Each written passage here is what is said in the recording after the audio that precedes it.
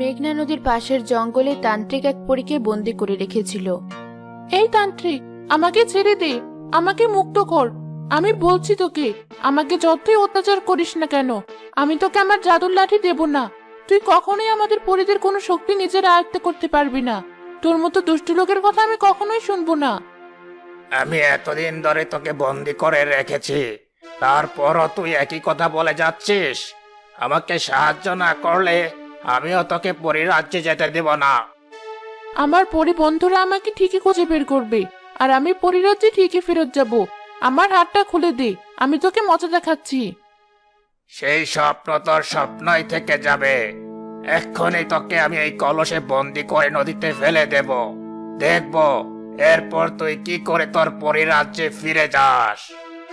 না না, এমনটা করিস না, আমাকে ছেড়ে দে, আমাকে যেতে দে তান্ত্রিক।